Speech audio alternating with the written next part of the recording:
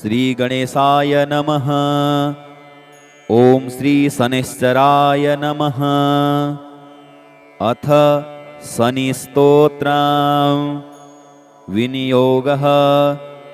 ॐ अस्य श्री शनिस्तोत्रमन्त्रस्य कश्यप ऋषिः त्रिष्टुपछन्दः सौरिर्देवता संबीजं निःशक्तिः कृष्णवर्णेति कीलकं धर्मार्थकाममोक्षात्मक चतुर्विधपुरुषार्थसिद्ध्यर्थे पाठे विनियोगः। ध्यानम्। ॐ नीलाञ्जनसमाभासं सूर्यपुत्रयमाग्रजं छायामार्तण्डसम्भूतं तन्नमामि शनैश्चरम्। ॐ श्री शनैश्चराय नमः। अथ स्तोत्रम्। ॐ नमः कृष्णाय नीलाय सितिकण्ठनिभाय च नमः कालाग्निरूपाय कृतान्ताय च वै नमः। नमो निर्मांसदेहाय दीर्घमश्रुजटाय च नमो विशालनेत्राय शुष्कोदरभयाकृते नमः पुष्कलगात्राय स्थूलरोमणेऽथ वै नमः। नमो दीर्घाय शुष्काय कालदष्ट नमोऽस्तु ते। नमस्ते कोटिराक्षाय दुर्निरीक्षाय वै नमः। नमो घोराय रौद्राय भीषणाय कपालिने नमस्ते सर्वभक्ष्याय बलिमुख नमोऽस्तु ते। सूर्यपुत्र नमस्तेस्तु भास्करे भयदाय च अधोदृष्टेः नमस्तेस्तु संवरतक नमोऽस्तु ते। नमो मन्दगते तुभ्यं निस्त्रिंसाय नमोऽस्तु ते। तपसा दग्धदेहाय नित्यं योगरताय च नमो नित्यं क्षुधार्ताय अतृप्ताय च वै नमः।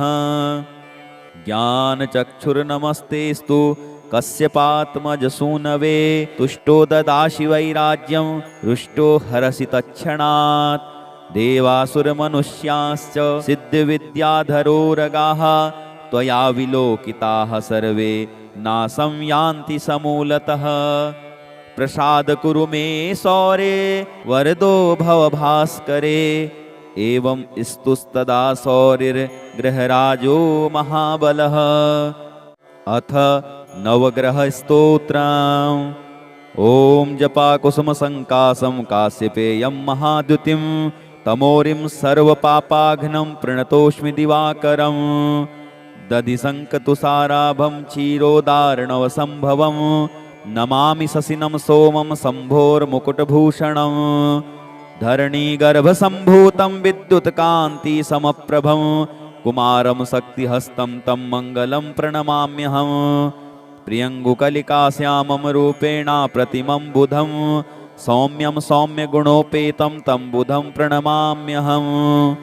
देवानां च ऋषीणां च गुरुं काञ्चनसन्निभं बुद्धिभूतं त्रिलोकेशं तं नमामि बृहस्पतिं। हिमकुन्दमृणालाभं दैत्यानां परमं गुरुं सर्वशास्त्रप्रवक्तारं भार्गवं प्रणमाम्यहं।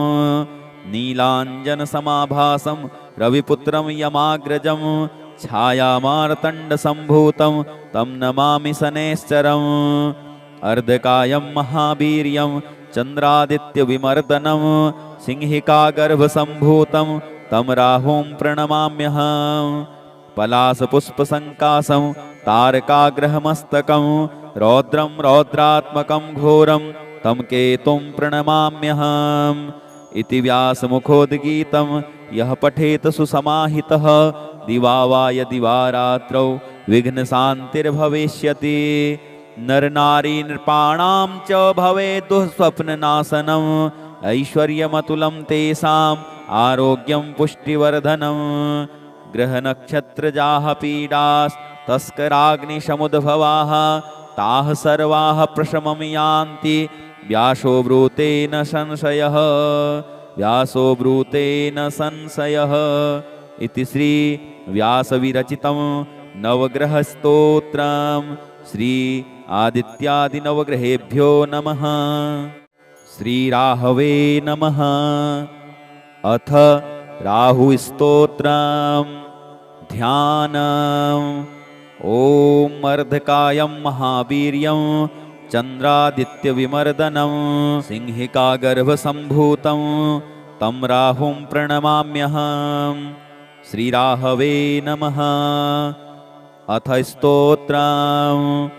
ॐ राहुर्दानवमन्त्री च सिंहिकाचित्तवन्दनः अर्धकायः सदा क्रोधी चन्द्रादित्यविमर्दनः रौद्रो रुद्रप्रियो दैत्यः स्वरभानुर्भानुभीतिदः गृहराजः सुधापायी राकातिथ्यभिलाषुकः कालदृष्टिः कालरूपः श्रीकण्ठहृदयाश्रयः विधुन्तुदः सैंहिकेयो घोररूपो महाबलः ग्रहपीडाकरो दंष्ट्री रक्तनेत्रो महोदरः पञ्चविंशतिनामानि स्मृत्वा राहुं सदा नरः यः पठेन् महती पीडा तस्य नश्यन्ति केवलम् आरोग्यं पुत्रमतुलां श्रियं धान्यं पशुस्तथा ददाति राहुस्तस्मै यः पठते स्तोत्रमुत्तमं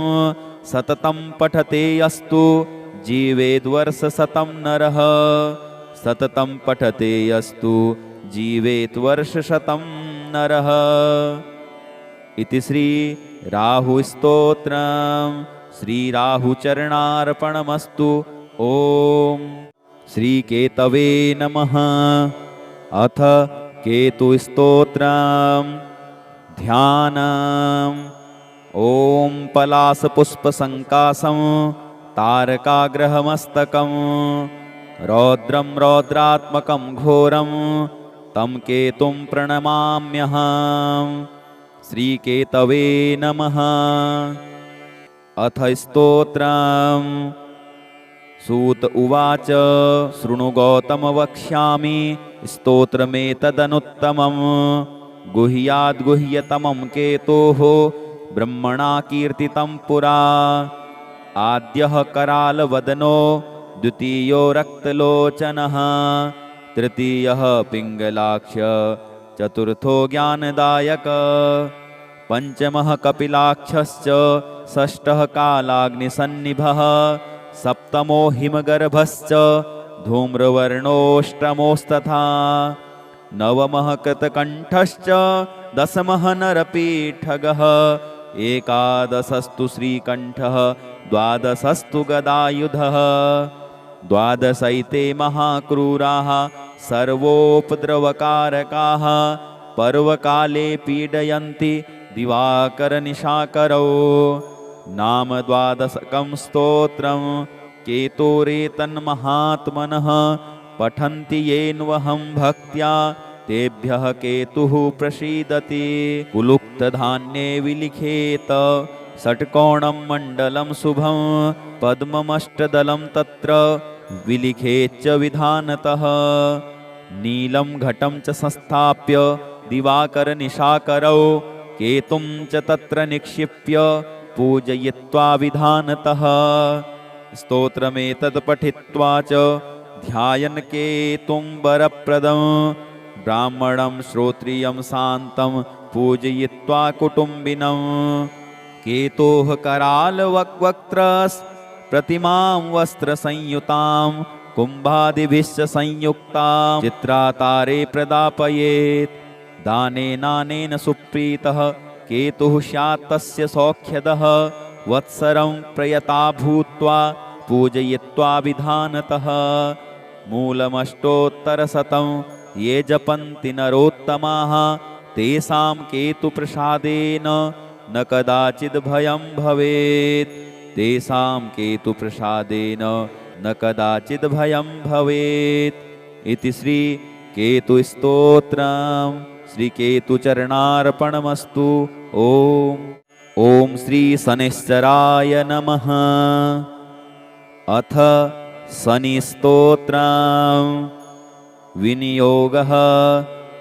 ॐ अस्य श्री शनि स्तोत्रमन्त्रस्य कश्यप ऋषिः त्रिष्टुपछन्दः सौरिर्देवता संबीजं निःशक्तिः कृष्णवर्णेति कीलकं धर्मार्थकाममोक्षात्मक चतुर्विधपुरुषार्थसिद्ध्यर्थे पाठे विनियोगः।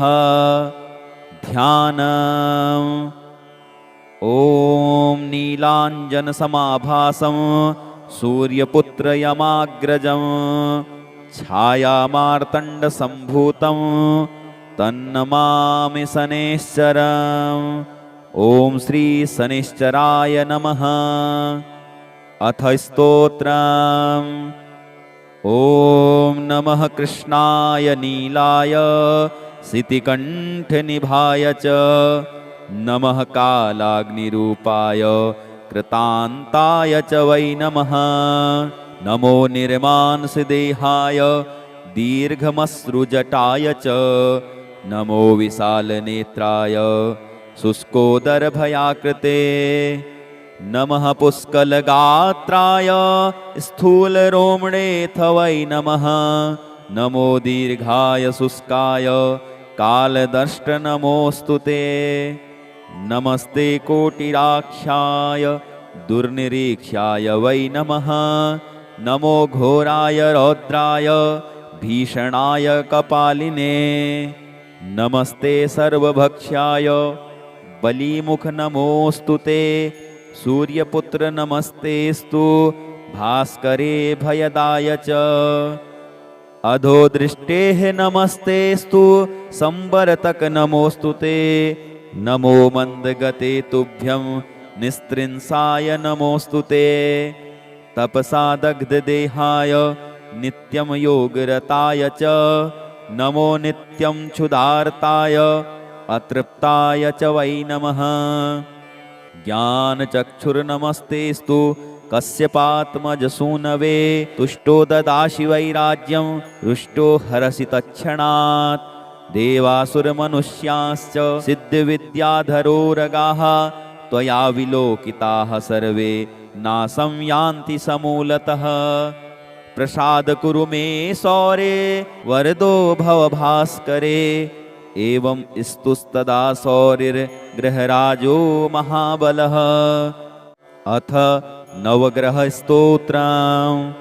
ॐ जपाकुसुमसङ्कासं काश्यपेयं महाद्युतिं तमोरिं सर्वपापाघ्नं प्रणतोऽस्मि दिवाकरं। दधिशङ्कतुषाराभं क्षीरोदार्णवसम्भवं नमामि शशिनं सोमं शम्भोर्मुकुटभूषणं। धरणीगर्भसम्भूतं विद्युत्कान्तिसमप्रभं कुमारं शक्तिहस्तं तं मङ्गलं प्रणमाम्यहम्। प्रियङ्गुकलिकाश्यामं रूपेण प्रतिमं बुधं सौम्यं सौम्यगुणोपेतं तं बुधं प्रणमाम्यहम्। देवानां च ऋषीणां च गुरुं काञ्चनसन्निभं बुद्धिभूतं त्रिलोकेशं तं नमामि बृहस्पतिं। हिमकुन्दमृणालाभं दैत्यानां परमं गुरुं सर्वशास्त्रप्रवक्तारं भार्गवं प्रणमाम्यहम्। नीलाञ्जनसमाभासं रविपुत्रं यमाग्रजं छायामार्तण्डसम्भूतं तं नमामि शनैश्चरम्। अर्धकायं महावीर्यं चन्द्रादित्यविमर्दनं सिंहिकागर्भसम्भूतं तं राहुं प्रणमाम्यहम्।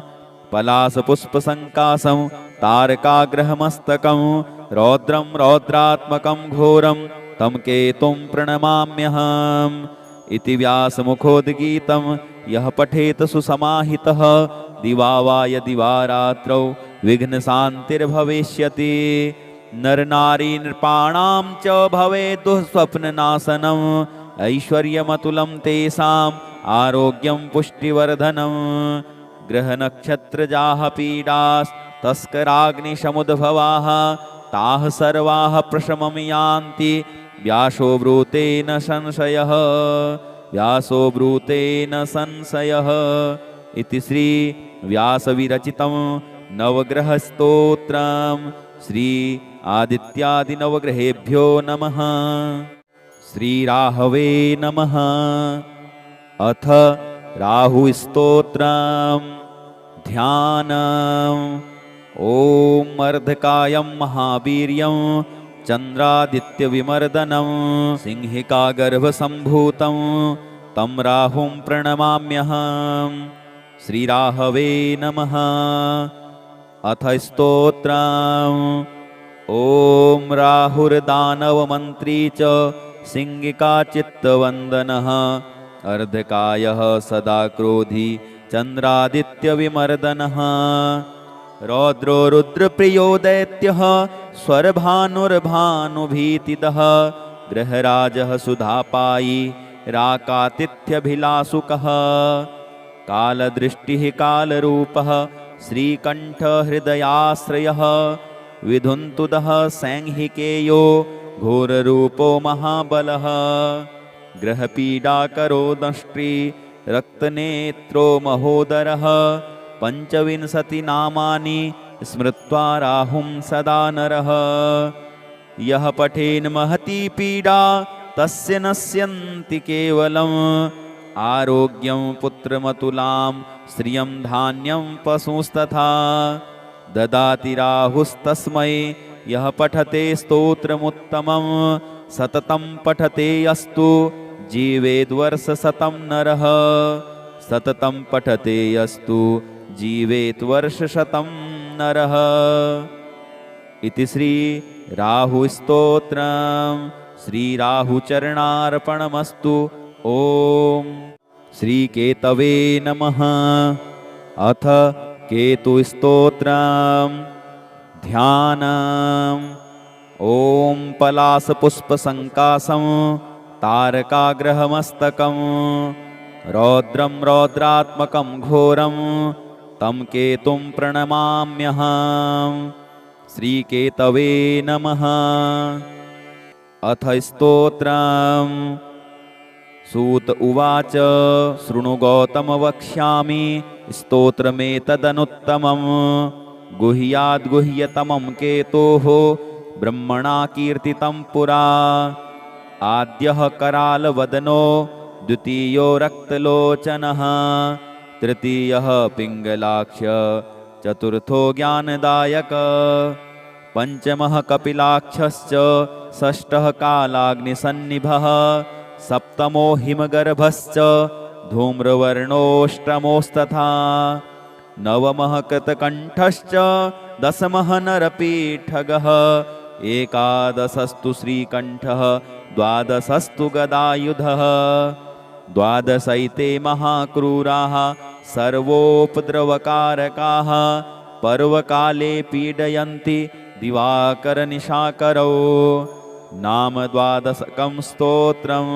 केतोरेतन्महात्मनः पठन्ति येन्वहं भक्त्या तेभ्यः केतुः प्रसीदति कुलुप्तधान्ये विलिखेत षट्कोणं मण्डलं शुभं पद्ममष्टदलं तत्र विलिखेच्च विधानतः नीलं घटं च संस्थाप्य दिवाकरनिशाकरौ केतुं च तत्र निक्षिप्य पूजयित्वा विधानतः स्तोत्रमेतत् पठित्वा च ध्यायन् केतुं वरप्रदं ब्राह्मणं श्रोत्रियं शान्तं पूजयित्वा कुटुम्बिनं केतोः करालवक्त्रस् प्रतिमां वस्त्रसंयुतां कुम्भादिभिश्च संयुक्तां चित्रातारे प्रदापयेत् दानेनानेन सुप्रीतः केतुः स्यात् तस्य सौख्यदः वत्सरं प्रयता भूत्वा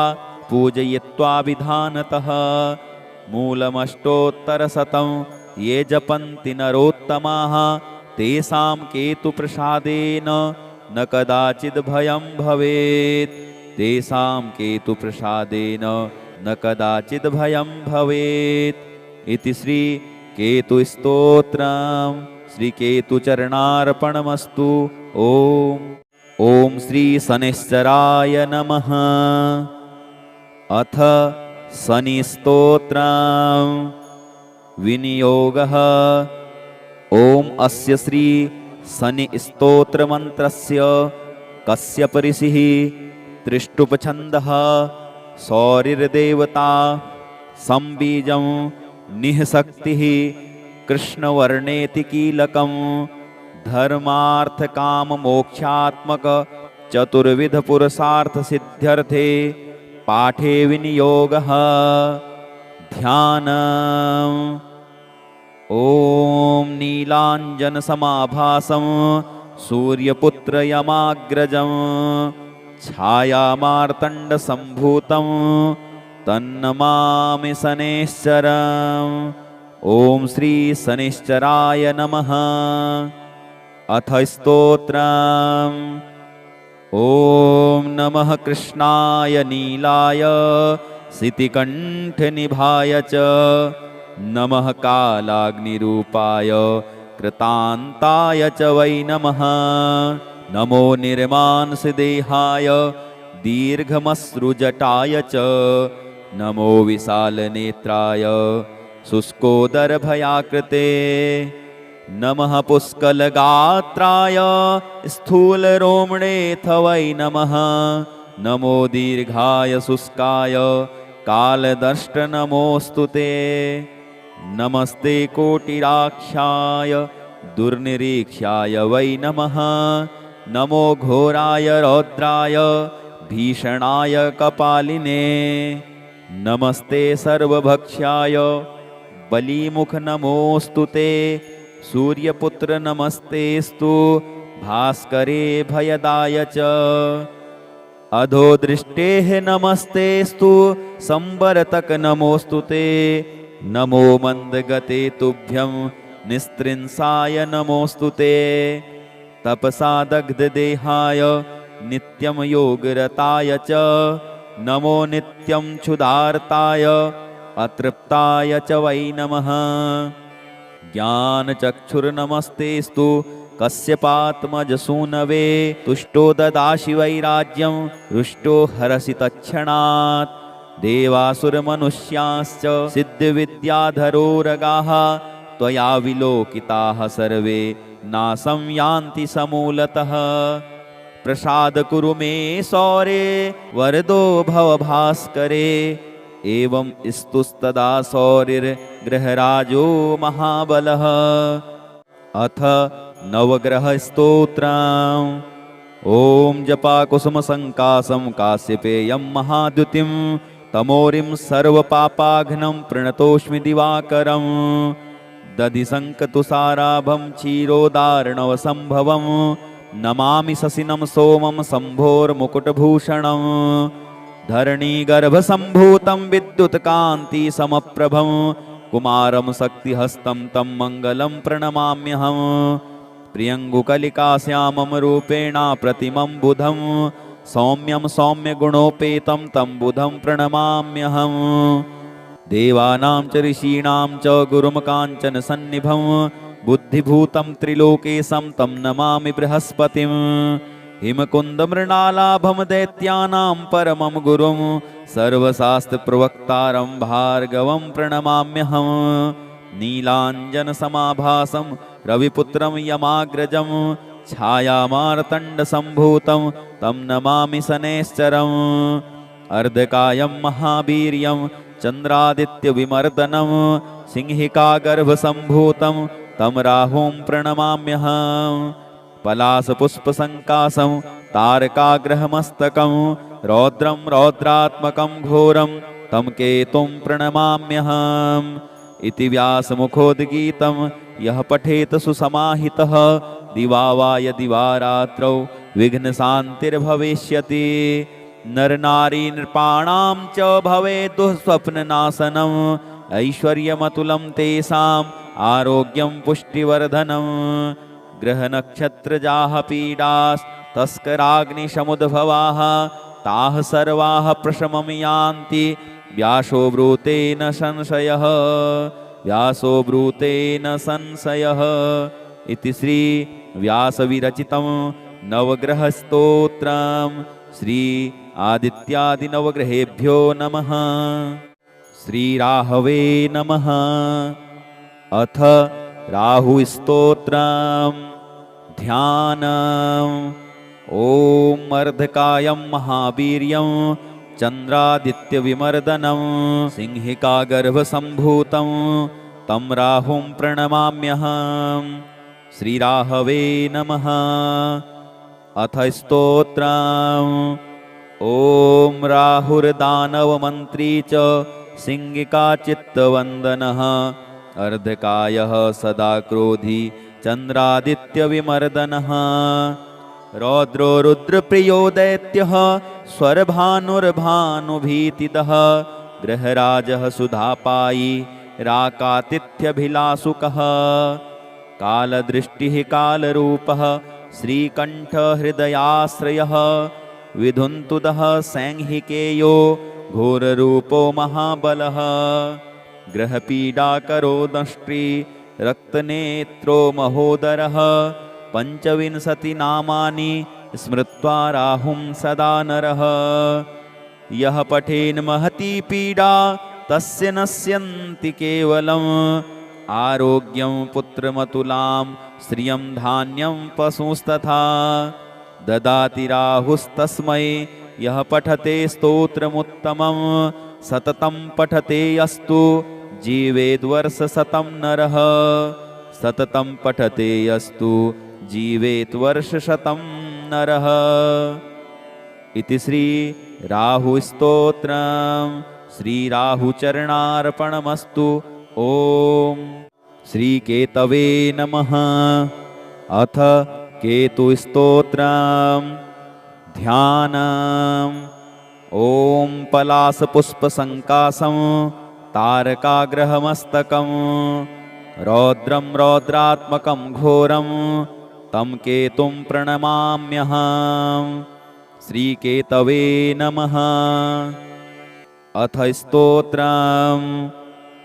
सूत उवाच शृणु गौतम वक्ष्यामि स्तोत्रमेतदनुत्तमं गुह्याद्गुह्यतमं केतोः ब्रह्मणा कीर्तितं पुरा आद्यः करालवदनो द्वितीयो रक्तलोचनः तृतीयः पिङ्गलाक्ष चतुर्थो ज्ञानदायक पञ्चमः कपिलाक्षश्च षष्ठः कालाग्निसन्निभः सप्तमो हिमगर्भश्च धूम्रवर्णोऽष्टमोस्तथा नवमः कृतकण्ठश्च दशमः नरपीठगः एकादशस्तु श्रीकण्ठः द्वादशस्तु गदायुधः द्वादशैते महाक्रूराः सर्वोपद्रवकारकाः पर्वकाले पीडयन्ति दिवाकरनिशाकरौ नाम द्वादशकं स्तोत्रं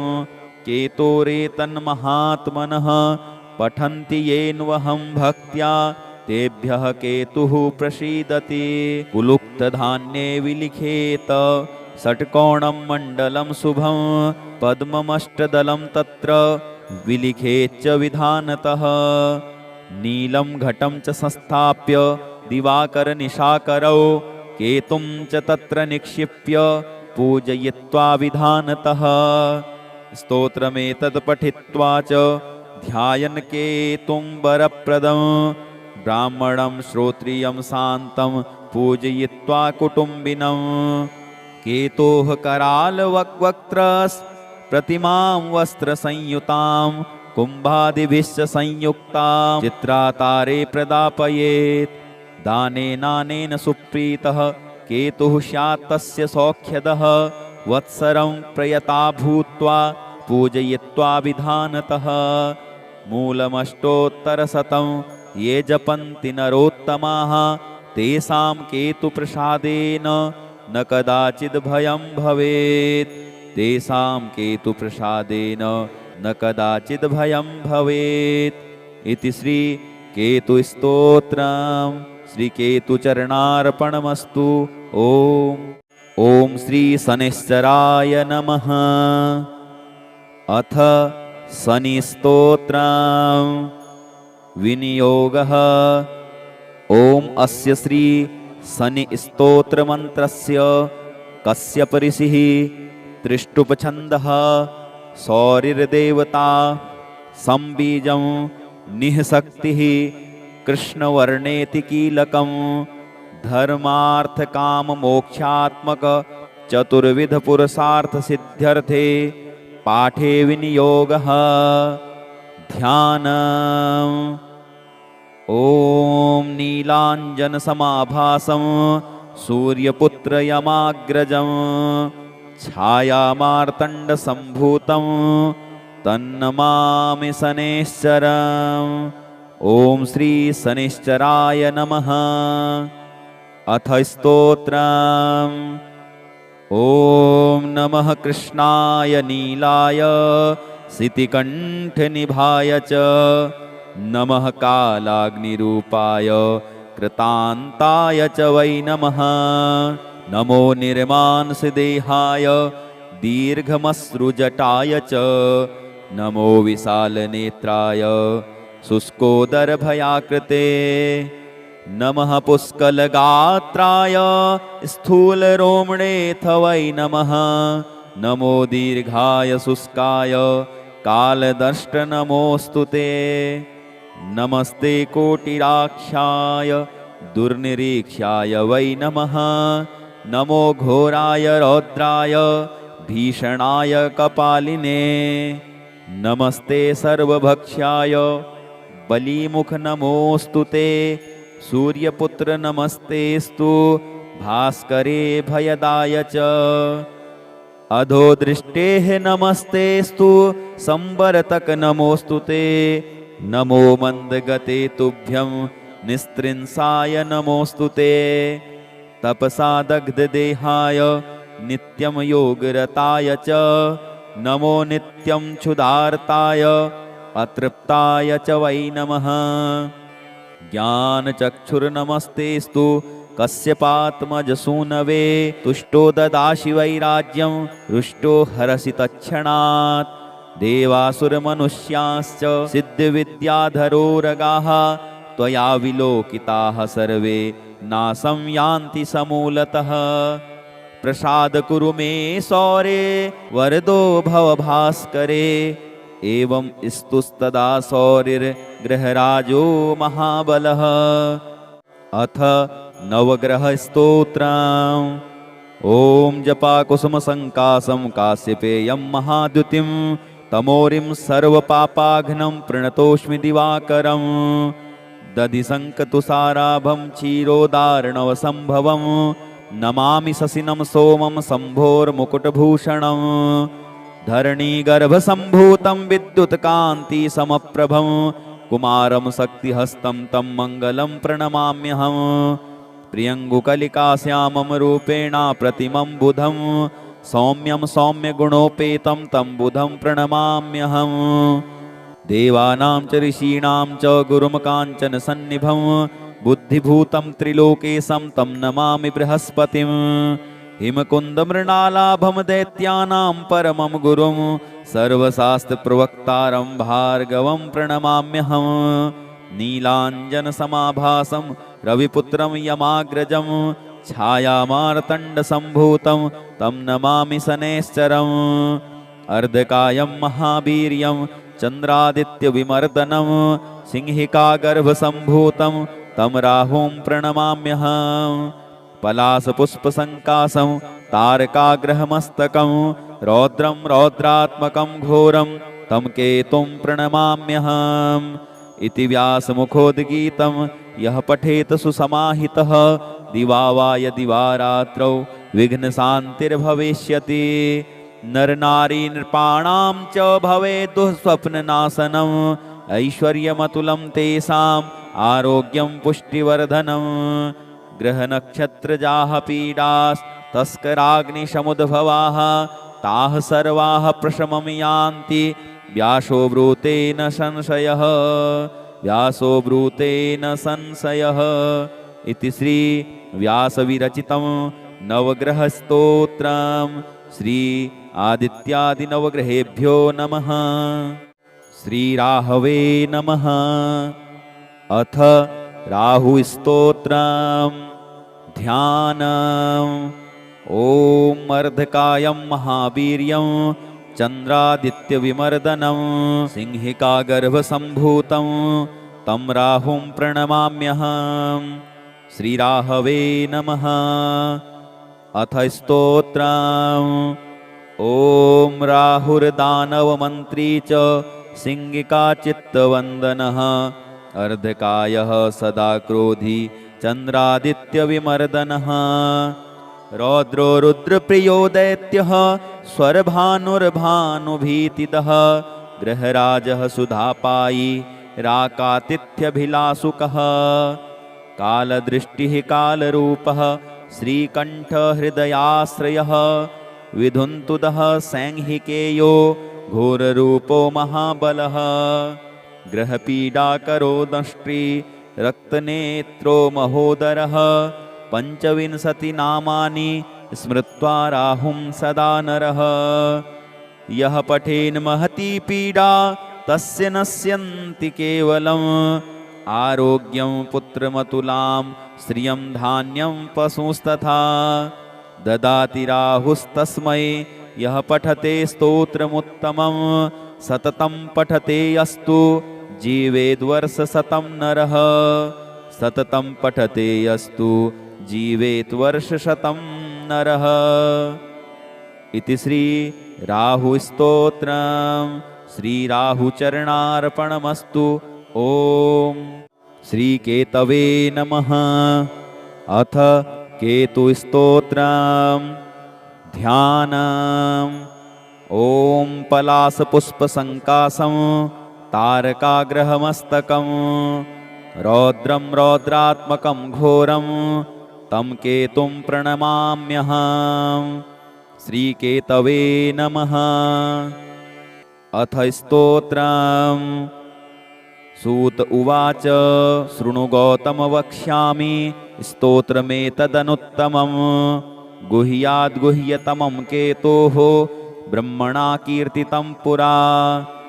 आद्यः करालवदनो द्वितीयो रक्तलोचनः तृतीयः पिङ्गलाक्ष चतुर्थो ज्ञानदायक पञ्चमः कपिलाक्षश्च षष्ठः कालाग्निसन्निभः सप्तमो हिमगर्भश्च धूम्रवर्णोऽष्टमोस्तथा नवमः कृतकण्ठश्च दशमः नरपीठगः एकादशस्तु श्रीकण्ठः द्वादशस्तु गदायुधः द्वादशैते महाक्रूराः सर्वोपद्रवकारकाः पर्वकाले पीडयन्ति दिवाकरनिशाकरौ। नाम द्वादशकं स्तोत्रं केतोरेतन्महात्मनः पठन्ति येन्वहं भक्त्या तेभ्यः केतुः प्रसीदति।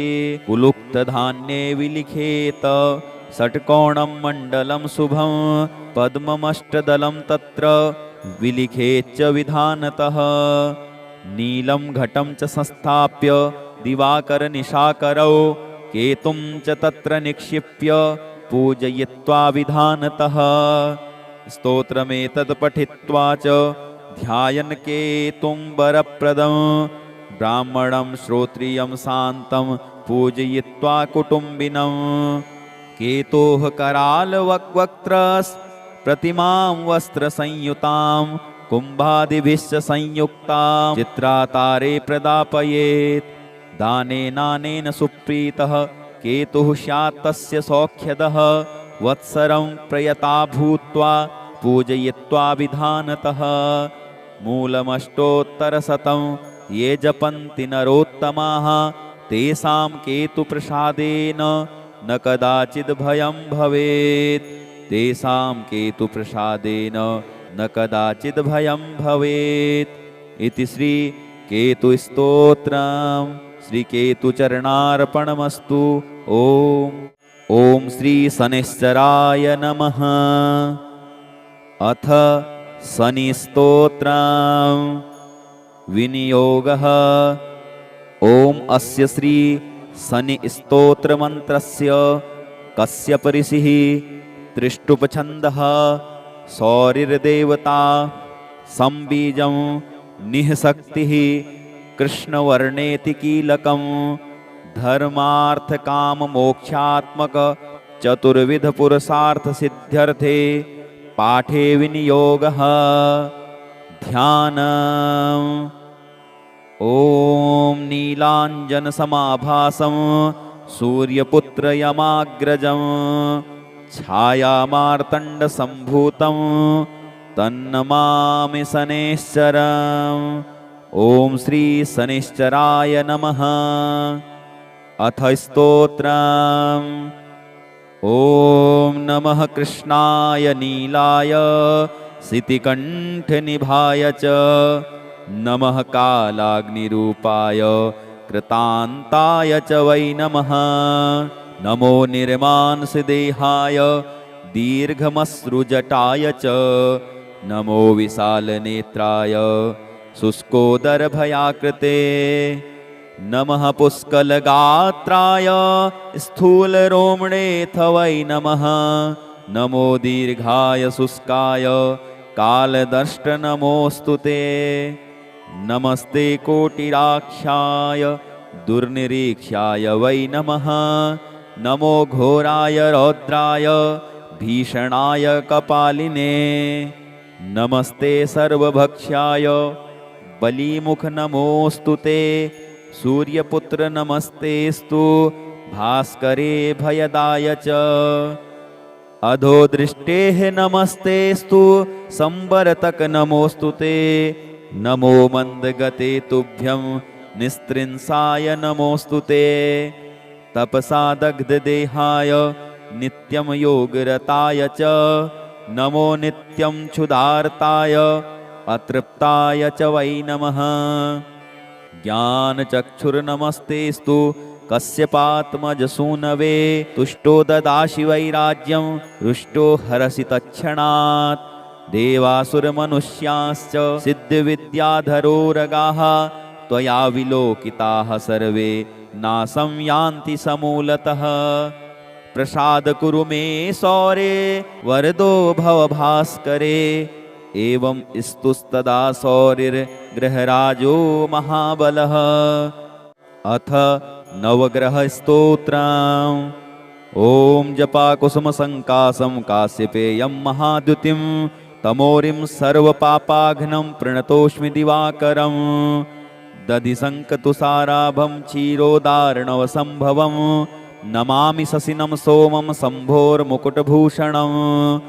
धरणीगर्भसम्भूतं विद्युत्कान्तिसमप्रभं कुमारं शक्तिहस्तं तं मङ्गलं प्रणमाम्यहम्।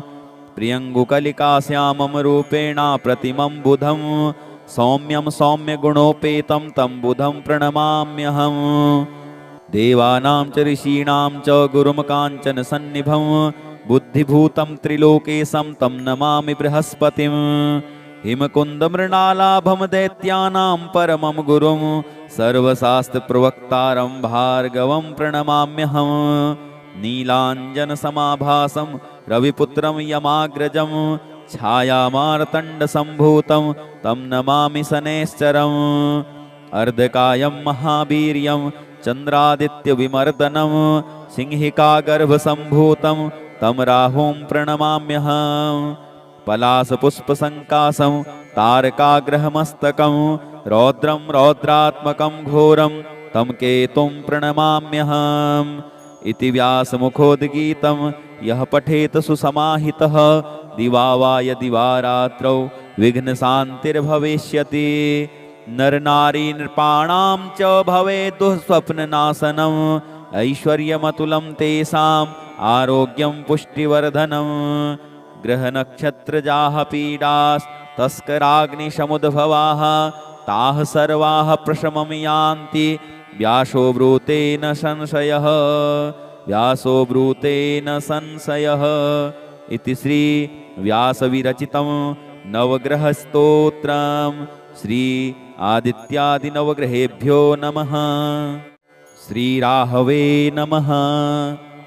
अथ राहुस्तोत्रम्।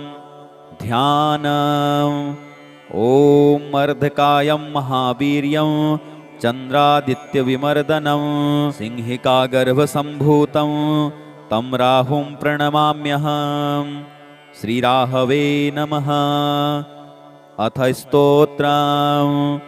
ॐ राहुर्दानवमन्त्री च सिंहिकाचित्तवन्दनः अर्धकायः सदा क्रोधी चन्द्रादित्यविमर्दनः रौद्रो रुद्रप्रियो दैत्यः स्वरभानुर्भानुभीतिदः गृहराजः सुधापायी राकातिथ्यभिलासुकः कालदृष्टिः कालरूपः श्रीकण्ठहृदयाश्रयः विधुन्तुदः सैंहिकेयो घोररूपो महाबलः ग्रहपीडाकरो दंष्ट्री रक्तनेत्रो महोदरः पञ्चविंशतिनामानि स्मृत्वा राहुं सदा नरः यः पठेन् महती पीडा तस्य नश्यन्ति केवलम् आरोग्यं पुत्रमतुलां श्रियं धान्यं पशुस्तथा ददाति राहुस्तस्मै यः पठते स्तोत्रमुत्तमं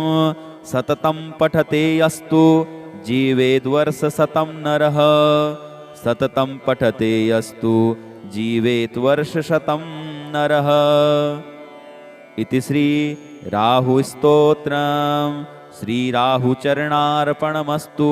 ॐ श्रीकेतवे नमः। अथ केतुस्तोत्रम् ध्यानम्। ॐ पलाशपुष्पसङ्काशं तारकाग्रहमस्तकं रौद्रं रौद्रात्मकं घोरं तं केतुं प्रणमाम्यहं। श्रीकेतवे नमः। अथ स्तोत्रम् सूत उवाच शृणु गौतम वक्ष्यामि स्तोत्रमेतदनुत्तमं गुह्याद्गुह्यतमं केतोः ब्रह्मणा कीर्तितं पुरा। आद्यः करालवदनो द्वितीयो रक्तलोचनः तृतीयः पिङ्गलाक्ष चतुर्थो ज्ञानदायक पञ्चमः कपिलाक्षश्च षष्ठः कालाग्निसन्निभः सप्तमो हिमगर्भश्च धूम्रवर्णोऽष्टमोस्तथा नवमः कृतकण्ठश्च दशमः नरपीठगः एकादशस्तु श्रीकण्ठः द्वादशस्तु गदायुधः द्वादशैते महाक्रूराः सर्वोपद्रवकारकाः पर्वकाले पीडयन्ति दिवाकरनिशाकरौ। नाम द्वादशकं स्तोत्रं केतोरेतन्महात्मनः पठन्ति येन्वहं भक्त्या तेभ्यः केतुः प्रसीदति। कुलुक्तधान्ये विलिखेत षट्कोणं मण्डलं शुभं पद्ममष्टदलं तत्र विलिखेच्च विधानतः नीलं घटं च संस्थाप्य दिवाकरनिशाकरौ केतुं च तत्र निक्षिप्य पूजयित्वा विधानतः स्तोत्रमेतत् पठित्वा च ध्यायन् केतुं वरप्रदं ब्राह्मणं श्रोत्रियं शान्तं पूजयित्वा कुटुम्बिनं केतोः करालवक्त्रस् प्रतिमां वस्त्रसंयुतां कुम्भादिभिश्च संयुक्तां चित्रातारे प्रदापयेत्। दानेनानेन सुप्रीतः केतुः स्यात् तस्य सौख्यदः वत्सरं प्रयता भूत्वा पूजयित्वा विधानतः मूलमष्टोत्तरशतं ये जपन्ति नरोत्तमाः तेषां केतुप्रसादेन न कदाचिद् भयं भवेत्। तेषां केतुप्रसादेन न कदाचिद् भयं भवेत्। इति श्री केतुस्तोत्रम् श्रीकेतुचरणार्पणमस्तु। ॐ